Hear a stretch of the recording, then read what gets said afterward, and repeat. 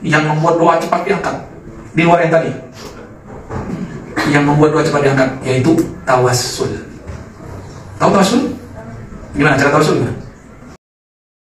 Kalau nggak senang berarti ada satu masalah, itu yang harus dibereskan. Nah, rajin-rajin baca ini. Asmaul husna man ahsaha dakhala jannah. Siapa yang baca ini pasti masuk surga.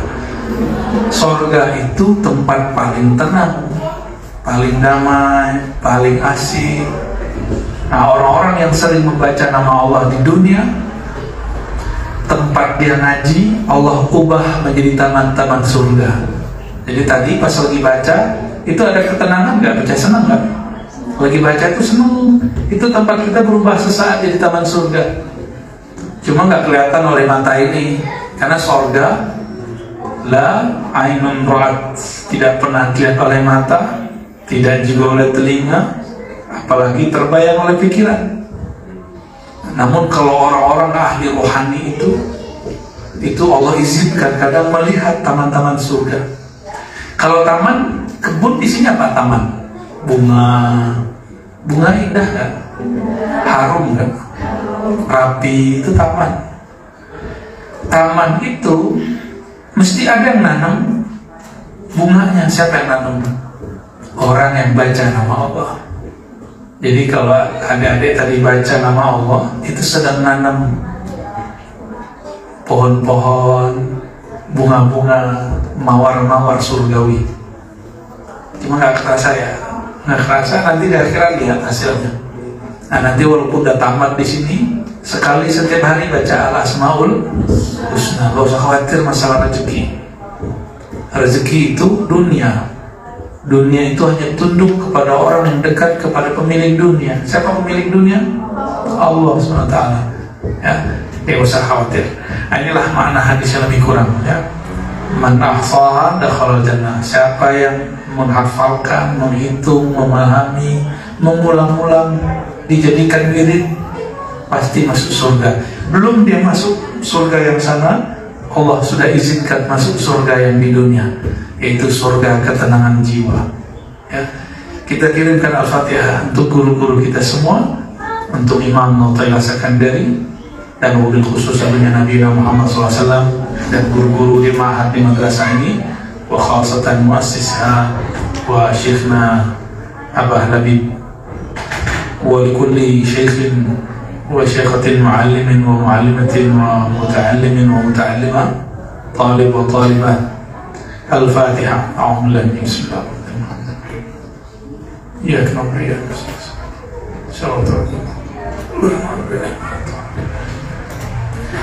Nah, ini teks nanti kita tahu dulu Ibnu Athaillah. Imam Ibnu Athaillah itu hidupnya di akhir abad ke-7, di awal abad ke-8 Hijriah. Wafatnya tahun 709 Hijriah. Sekarang berapa? 1444. Udah berapa tahun? Coba dihitung. Sekarang 1444. Beliau wafat tahun 709. Berapa tuh? Catat dong tahun berapa wafatnya. Wafat Imam Ibnu Athaillah tahun 709 Hijriah. Ya.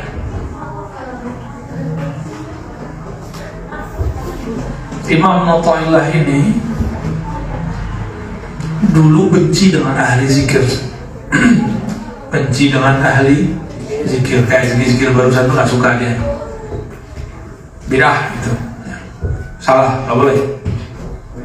Terus kalau ada ahli zikir, dia langsung matanya di sini. Apa itu orang kurang kerjaan tuh? Ternyata kakek dia, seingat saya namanya Syekh Abdul Karim, itu juga benci kepada ahli zikir. Kalau khutbah sebut-sebut nama ahli zikir dia gak suka. Ya dulu kakeknya Ibnu Athaillah ini kalau khutbah ngajar jelek-jelekin seorang imam ahli zikir namanya Al-Imam Abul Abbas Al-Mursi. Siapa nama imamnya? Abul Abbas Al-Mursi. Ingat ya? Ini di Mesir semua. Ini orang Mesir, bukan tiang Brebes, bukan orang Brebes dia, bukan orang Bumiayu, bukan orang Tegal, bukan. Dia nggak tahu sate Tegal, dia nggak tahu deh. Jadi tiap kali ngajar kakek dia ngomong, Syekh Abdul Karim, kata Syekh Abdul Abbas Mursi zindiq, bid'ah, sesat. Dari dulu sudah ada ustaz-ustaz, kiai-kiai suka menyesatkan orang lain, suka nuduh-nuduh orang lain. Ya, nanti kalian yang kaget, nanti ada ustaz-ustaz sukanya begitu. Ya, sukanya ngapain? Nyalah-nyalahin orang. Ya, nanti kita akan ketemu. Ya, kalau saya udah banyak ketemu. Ya, yang nyesat-nyesatin guru kita, teman kita, udah banyak, termasuk saya sendiri. Ternyata bukan hal baru, sudah muncul dari dulu. Teman saya ada ahli santet. Tahu santet kan? Pelet tahu? Maunya disantet pakai pelet. Ya mau dua-duanya ya. Datang kepada kita. Ini bukan satu dua orang, banyak. Apa kata dia? Ente kamu dibully orang ya? Iya. Gak takut ya? Enggak. Gak takut caci maki orang, biasa aja. Loh kalau saya kalau disuruh pilih, dibully, dicaci maki di Facebook, di Instagram, di YouTube, itu lebih saya pilih disantet daripada dibully.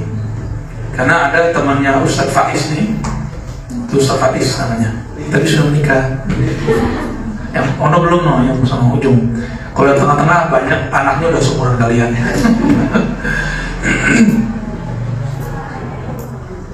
Dibully orang masuk rumah sakit, dibully, jadi dia buat konten di YouTube. Dibully, kepikiran sakit tipes. Ya, sakitnya santri. Kalau ini sakitnya ustazah. Ya, dibully orang masuk rumah sakit. Gimana tuh? Ternyata lebih parah. Ada orang melet, dia nggak ngaruh, zikir dia banyak. Ada orang nyantet, dia nggak tembus. Suka baca Al-Asmaul Husna, nggak tembus. Orang nyantet melet kan cuma pakai 1-2 nama Allah. Kalau kalian kan baca berapa nama Allah? Sudah 9, kurang sakti mereka. Nggak tembus. Jadi ada orang lebih milih disantet daripada dibully. Karena memang dibully itu perasaan kita gelisah kalau nggak ngerti hakikat yang terjadi. Ya. Imam Al-Mursi, Abul Abbas Al-Mursi, dibully di pengajian oleh siapa? Kakeknya Imam Ibnu Athaillah. Dia bales nggak? Kalau ada ini dikata-katain orang gimana? Aku katain balik, gitu ya. Apa bahasa orang sini Pak? Hah? Gua parah nih, gitu. Imam Abul Abbas Al-Mursi, setiap kali kakeknya Athaillah mencaci maki dia secara tidak beradab di depan orang banyak, murid-muridnya laporan, Kiai namanya, kalau kita panggil kayak orang Indonesia ya, Abah Mursi, ente dikafirkan orang, mau orangnya di majelis masjid jami, di masjid jami muridnya banyak, bahkan lagi khutbah Jumat disebut itu ahli zikir itu pembohong, Al-Mursi itu orang sesat. Begitulah terus bertahun. Akhirnya nanyalah seorang muridnya, wahai Tuan Syekh Abul Abbas Al-Mursi, engkau dibully, dicaci maki oleh kakeknya Athaillah, kenapa tidak balas? Belum diam aja. Ternyata kalau seorang kiai guru diam itu bukan berarti nggak ada jawabannya, cuma belum nunggu jawabannya di waktu yang tepat. Jadi kalau kita nanya ke kiai, salah satu adabnya tidak menuntut beliau langsung jawab. Kalau belum diam, kita diam aja, gak ada masalah. Ternyata benar, kakeknya melahirkan anak namanya Ibnu Athaillah. Pas remaja langsung dinikahkan.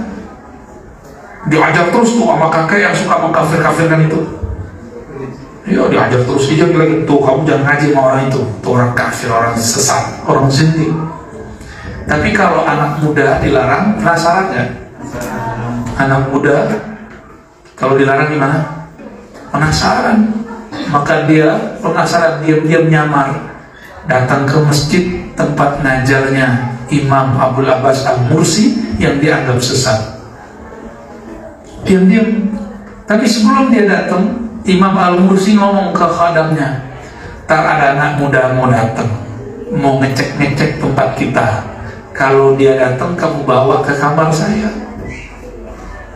Muridnya bingung, siapa, ditunggu-tunggu. Ternyata betul, di waktu sore muncul seorang anak muda, namanya Ibnu Athaillah.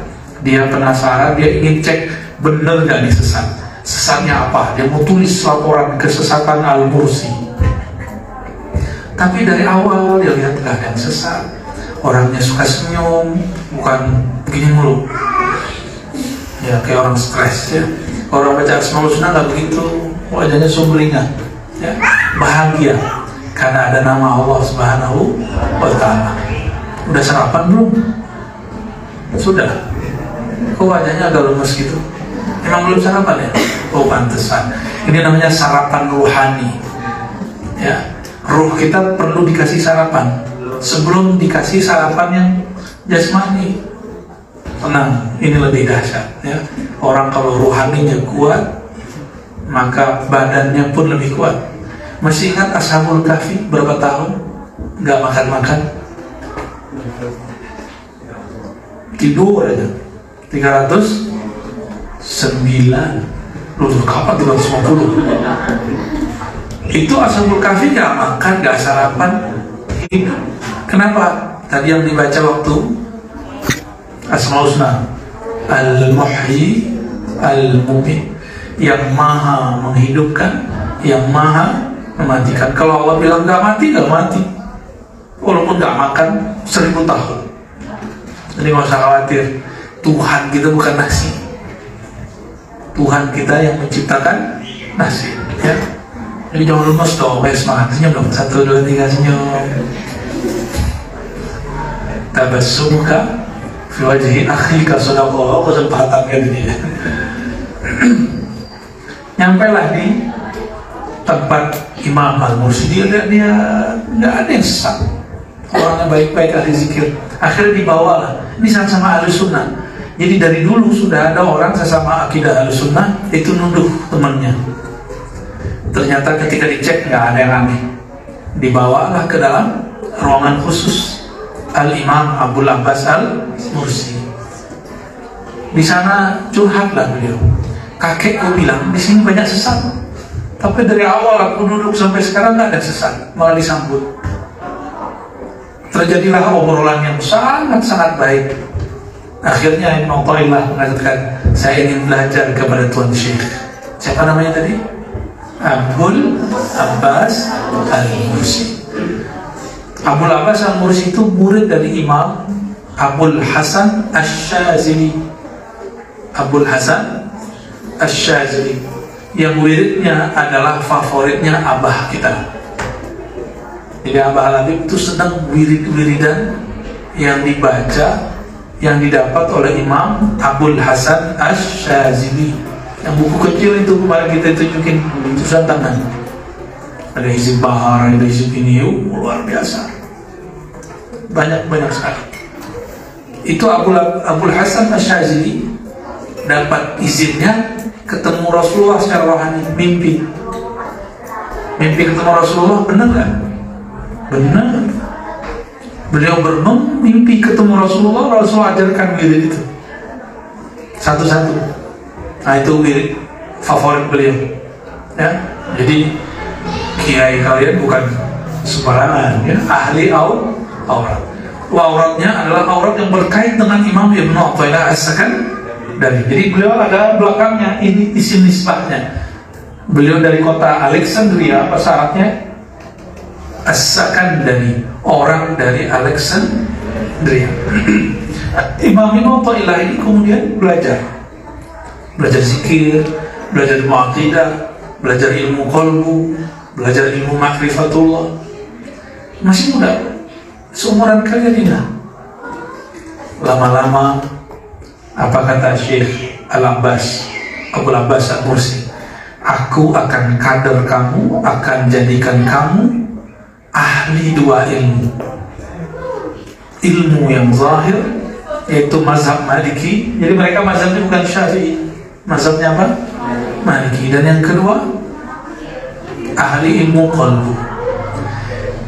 Dari kitab ilmu qalbu itulah muncul teks yang kalian baca ini. Ini namanya Hikmah Imam Ibnu Athaillah As-Sakandari, dan beliau masih muda. Maka belajar zikir dimulai dari masa muda. Jangan nunggu udah tua, ya. Jangan nunggu udah sepuh. Kalau zikir kayak gini nih, duduk harus lama, ngaji harus lama. Kalau udah tua, duduk sebentar udah pegel-pegel, udah kesemutan.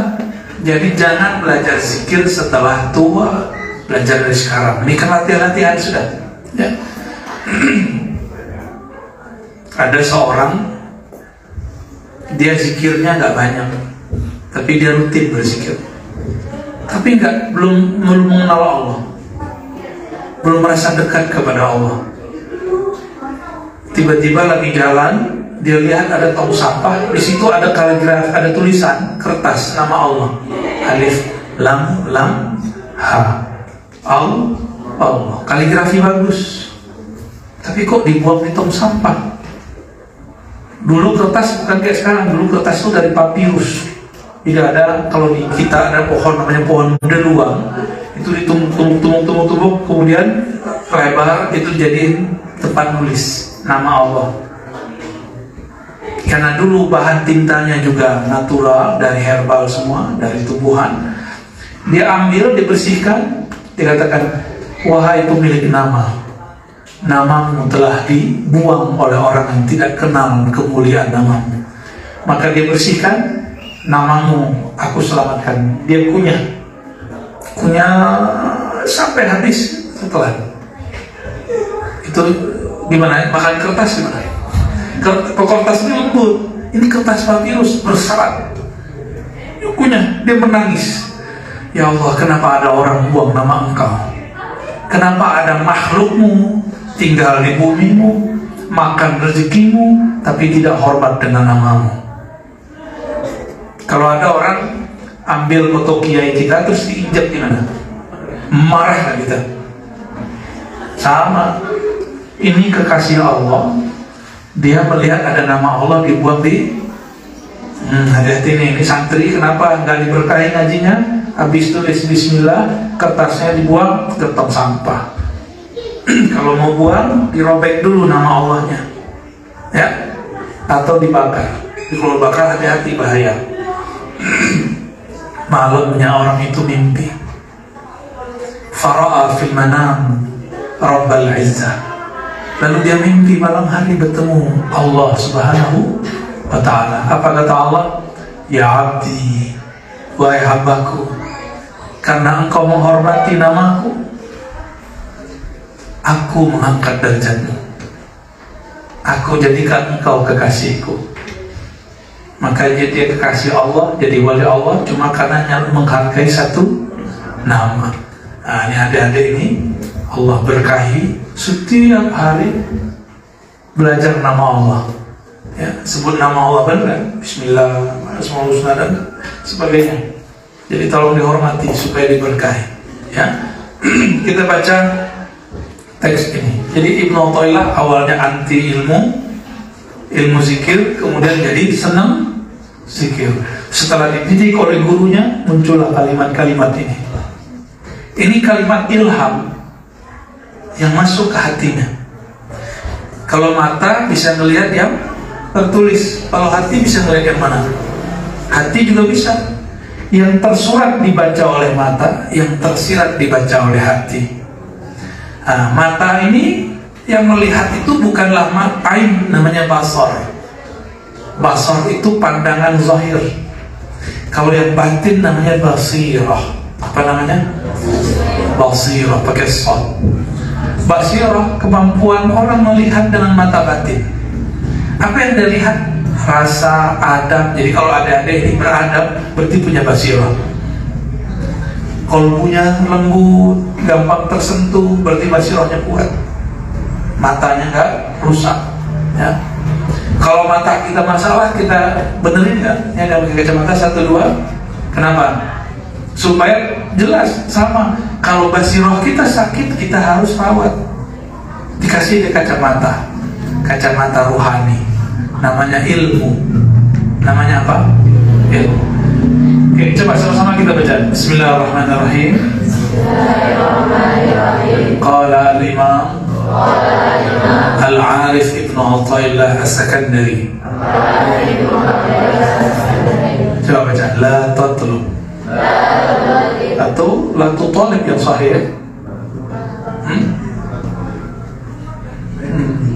Alifnya ketinggalan itu Ustaz ya. Nah, la tutalib, tambahin alifnya. La tutalib. Boleh baca tatlub tapi maknanya tutalib. La tatlub atau la tutalib rabbak.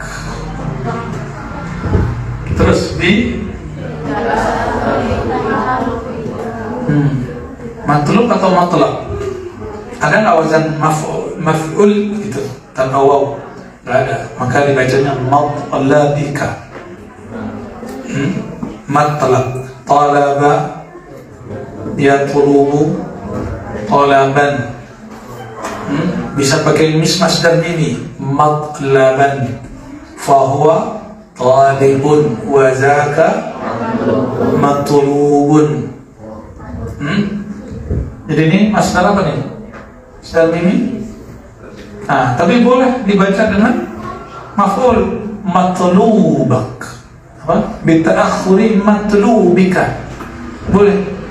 Tambahin wawnya. Jadi boleh dibaca dua versi. Bita'akhuri matlu, tambahin waw, matlubika. Ya, boleh ditambahin waw. Jadi buat di atasnya versi dua. Jadi kalau ini harokatnya harus tambahin wawnya. Ya. Kalau nggak ditambahin waw ganti matlabika. Bisa juga dia isim makan, isim zaman, ya, matlab. Tapi nggak pas, cocoknya masdar mimi atau dia dijadikan maf'ul, matlubika. Oke. Walakin lanjut.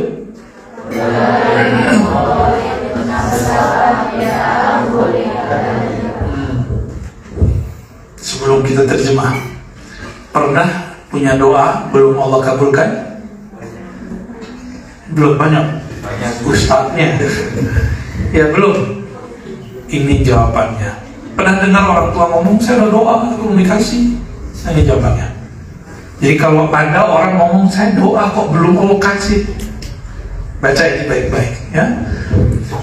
La tutalib atau la tatlub. Jangan engkau menuntut.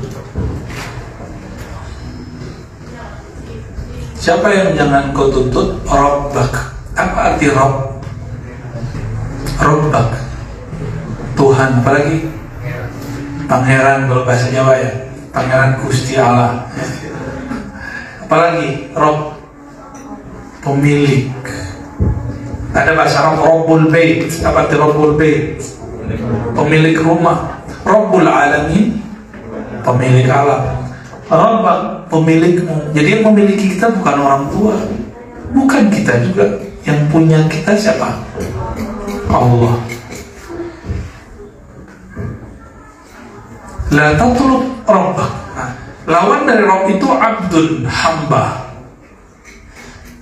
Apa lawan dari Rabb? Hamba. Mungkinkah seorang hamba nuntut pemiliknya? Kurang ajar namanya. Ya, suul adab. Maka kalau ada hamba nuntut Tuhan, itu tandanya nggak kenal siapa Tuhannya. Seperti nafsu ditanya, disuruh, ya nafs, akbili, nafs, kamu lihat sini. Apa kata dia? Man anta, kamu siapa suruh-suruh saya? Itu kata siapa? Nafsu. Jadi kalau orang gak kenal siapa yang nyuruh, begitu jadinya. Akhirnya si nafs dikasih hukuman, kamu gak boleh makan. Gak tahu waktu itu makannya apa. Setelah lapar, baru dia nanya, ya Rob, nah, manggil ya Rob, wahai Tuhanku, aku lapar. Allah nanya lagi, oke, kamu siapa? Aku siapa? Kata Allah. Lalu berkata, ana abduka wa anta rabbi. Aku hambamu, engkaulah Tuhanku. Jadi apa arti Rabb? Tuhan, pangeran, pemilik. Coba, adik-adik ini punya rambut? Benar punya? Benar punya ya?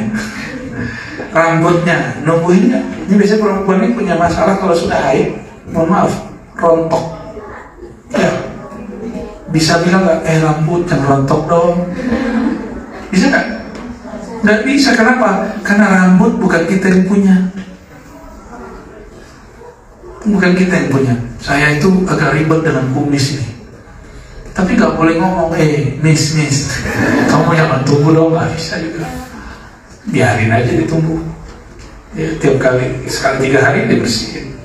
Karena kalau panjang pun lucu, nggak gagah kayak foto Abu Yasin Muhammad. Ya, kumisnya aneh-aneh kayak kumis kucing. Sebelah, apa? Kesebelasan. Sebelah. Jadi ini bukan kita punya. Kukunya panjang nggak? Ya, matang mulu kan? Coba gigi panjang nggak? Coba kalau gigi kita panjang mulu, tiap hari Jumat, kan lucu, ya? Repotnya bukan main. Jadi tubuh ini bukan kita. Hidung, ada yang hidungnya maju ke belakang. Sorry. Ya, benar ya. Hidung kita kan orang Indonesia jarang ya. Bangkir-bangkir kayak abah tuh jarang ya.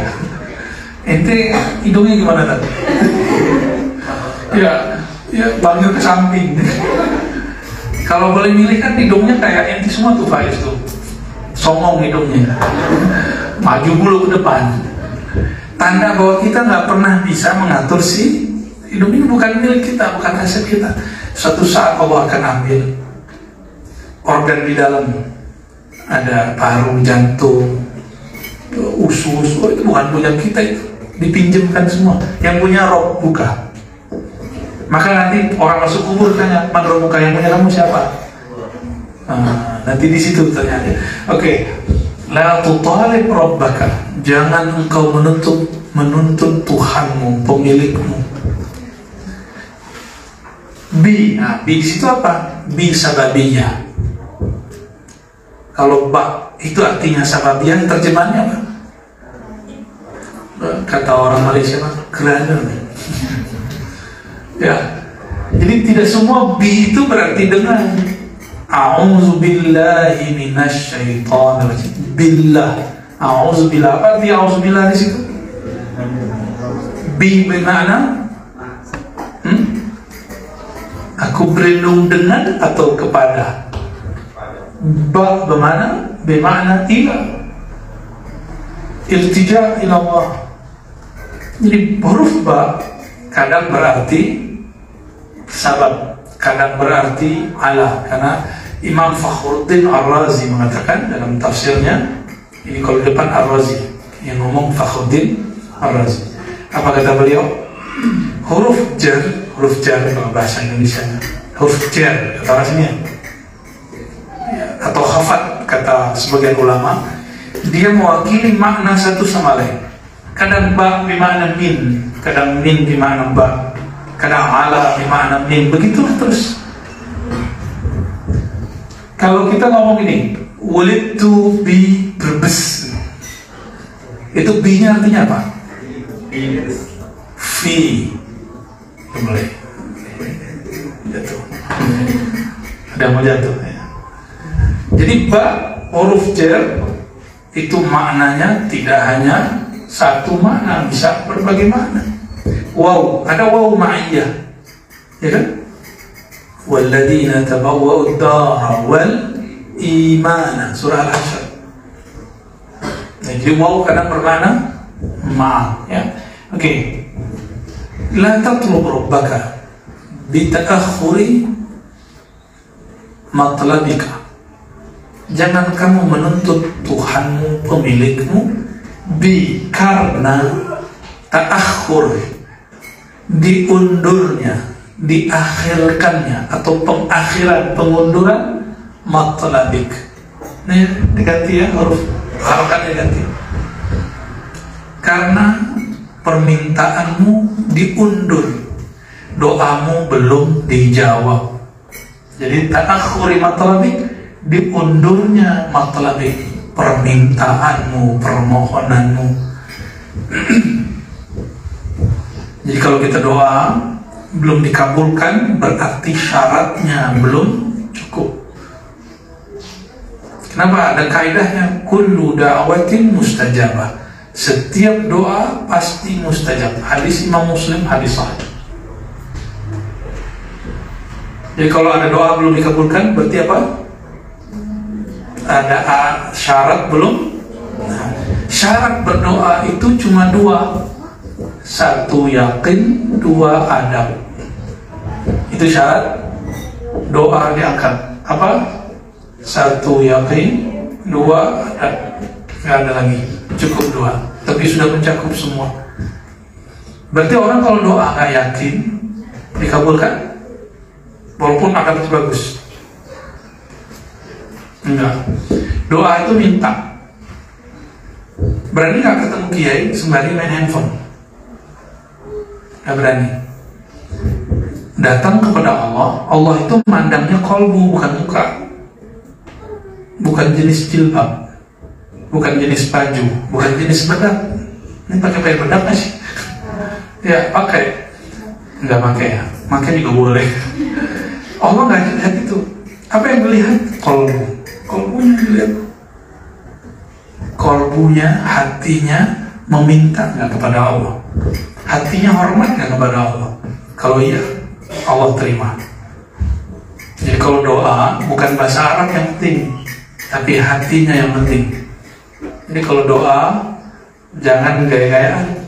Ya, doa itu hatinya yang dimantapkan. Kenapa? Karena Allah melihat hati. Ya. Jadi satu yakin, yang kedua adab. Nah, adab ini yang banyak. Suatu kali ada sahabat Nabi ngomong, aku doa kok belum dikabulkan. Maka Nabi dengar, Nabi langsung berkata, semua doa kullu da'watin mustajabah. Semua doa pasti dijawab. Malam ya'jal, selama tidak tergesa-gesa. Ya. Apa itu tergesa-gesa? Terburu-buru, itu terjemahan. Ayyakula da'autullaha walam yujibli. Aku doa kok belum kunjung dijawab. Pernah ngomong begitu? Itu doanya semuanya di cancel. Semua doanya fail. Semua doanya gugur. Jadi kalau ada orang ngomong da'autullaha walam yujibli, saya sudah doa setahun, 2 tahun, sebulan, 2 bulan, tapi kok belum dijawab. Memang Tuhan itu siapamu? Anak buahmu. Doa kan kalau dalam usul fikih itu amar, fi'il amar. Coba Rabbighfir, fi'il amar atau fi'il apa itu? Allah marzuqna rizqan katsiran thayyiban wa zawwijna zawjan ghaniyyan, gitu kan? Itu kan perintah. Allah marzuqna, razaqa yarzuqu, urzuq, perintah. Memang siapa kita perintah Allah? Jadi doa itu bukan perintah-perintah anak buah. Doa itu makanya diganti. Jika dari hamba kepada Allah namanya bermohon. Kalau dari Allah kepada makhluk namanya perintah. Jangan kebalik. Doa nih gak dikasih-kasih juga nih gitu. Itu kayaknya minta perintah Allah, gak boleh ngomong gitu ya. Oke. Walakin udah jadi bahasa anak santri nih. Walakin tak gitu. Apa arti walakin? Talib. talaba, yutalibu, mutalabah. Fi'il amarnya, cara ngambil fi'il amar kan dari fi'il mudhari'. Talaba yutalibu, hilangkan ya-nya, matikan belakangnya. Talib, talib, tuntutlah, jangan tuntut Allah. Tuntutlah nafs dirimu, nafs dirimu yang bandel itu. Ya. Bi ta'akhur, karena bi tadi apa? Bisababiyah. Bi ta'akhur, karena dia terlambat adabi, dalam beradab. Karena dia terlambat memenuhi adab sebagai hamba kepada Allah Subhanahu wa ta'ala. Nah, ini kalau Imam Mu'tazilah As-Sakandari. Jadi apabila doa-doa belum dikabulkan, ini kasih tahu ke orang tua, karena orang tua ngomong gitu. Ya, kasih tahu. Habis ngaji nih di Al-Hikmah gitu ya. Sebutin, bacain teksnya. Nah, jadi apa pelajaran dari teks ini? Pertama, satu, tulis. Ya, pelajaran dari hikmah ini.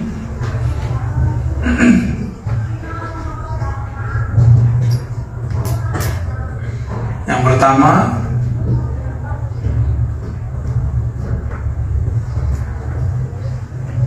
mengetahui penyebab doa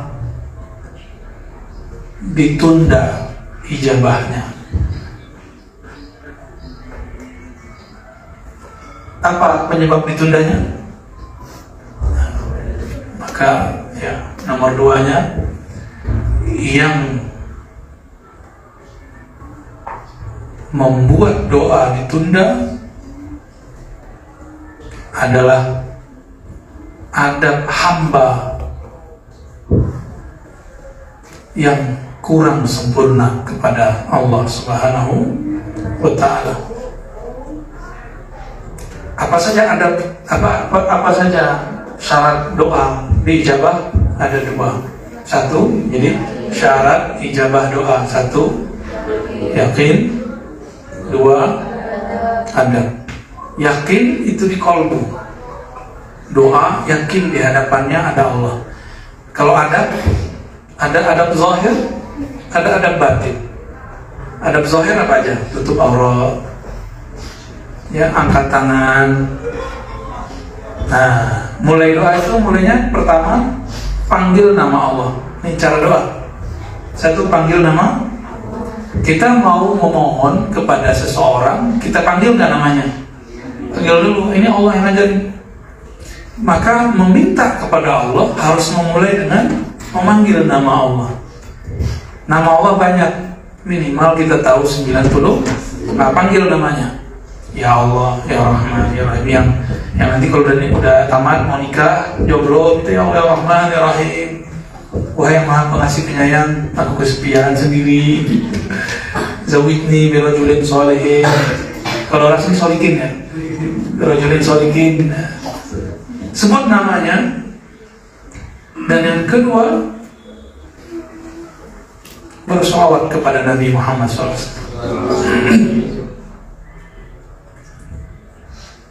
Baru yang ketiga, pintalah, pohonlah apa yang engkau mau. Ditutup lagi dengan sholawat dan memuji Allah Subhanahu wa ta'ala. Jadi gimana cara doa? Panggil nama Allah, itu cara memuji Allah. Yang kedua lalu yang ketiga doa, baru minta, mau minta apa. Dan yang ketiga tutup lagi sholawat dan memuji Allah. Lalu, ini bukan masuk ke bagian inti, tapi dia apa bahasanya? Yang nge-push doa. Apa tuh? Yang membuat doa cepat diangkat. Di luar yang tadi, yang membuat doa cepat diangkat, yaitu tawassul. Tahu tawassul? Gimana cara tawassul? Gimana? Ila hadratin Nabi bukan tawassul, itu mengirim pahala untuk tawassul. Tawassulnya bukan itu. Tawassul itu yang dibaca malam tadi oleh beliau. Allahumma inni as'aluka binabiyyika nabiyyir rahmah ya Muhammad inni inni atawajjahu bika ya Rabbi fashfa' fiyya. Dicari ya di situ deh. Tawassul itu caranya pertama baca Fatihah, dikirim kepada yang mau kita tawasulin. Jadi mengirimkan Fatihah itu bukanlah tawassul, tapi bagian dari sebelum bertawassul. Misalnya gini, kita mau bertawassul ke Nabi, kirim dulu Fatihah ila hadratin Nabi sallallahu alaihi wasallam Al-Fatihah. Nanti ketawassul gimana? Ya Allah, bijahin Nabi, bihaqqin Nabi. Sering dengar doa begini? Bihaqqin Nabi, bijahin Nabi, itu namanya tawassul. Sedangkan ila hadratin Nabi namanya ihda'us thawab. Apa itu ihda'us thawab? Mengirimkan pahala. Nah, itu namanya sesuatu yang membuat cepat doa. Yang kedua, tadi apa tawassul? Yang kedua sedekah. Yang ketiga zikir. Yang kelima cepat ya, makan yang halal, jauhi yang syubhat, apalagi yang haram. Wah, dosa 9 udah deh ya. Evi, barangkali itu ya dari sekalian. Semoga nanti kalian punya waktu yang panjang nanti ngaji kitab hikam yang lengkap. Ada 200 quote. Jadi nggak usah nyari quote ke orang-orang London, orang-orang Barat. Itu punya quote yang dahsyat. Ya, semoga Allah merahmati kita semua.